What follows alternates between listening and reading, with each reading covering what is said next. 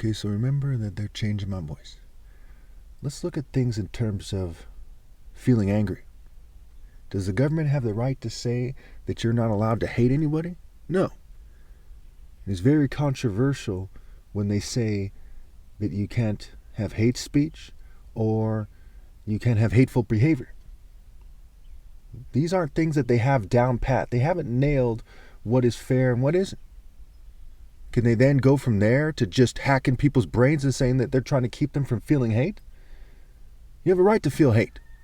It says in Psalms, I look at these traitors with loathing, for they do not obey God's law.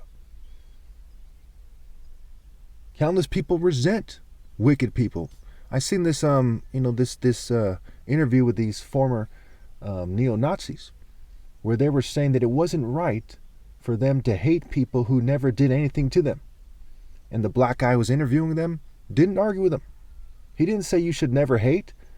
He didn't say anything about it.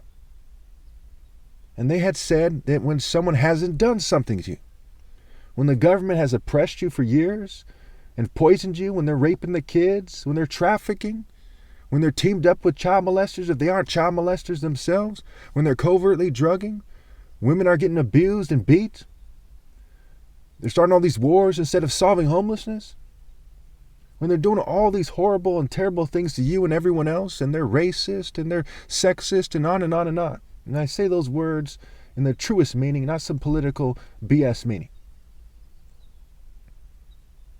It is clear that I have a right to be angry.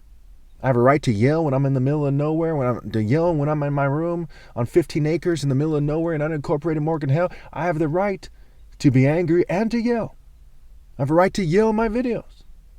I have a right to have people hear my videos and weigh in the comments. They do not have a right to suppress my videos. They do not have a right to suppress my comments. The Constitution is supposed to be the highest form of law in their land, and God's law is greater, and both of them agree that they should not be suppressing me. They lose the hate speech argument, if you will. They lose the hateful, the hate argument. They have no counter argument.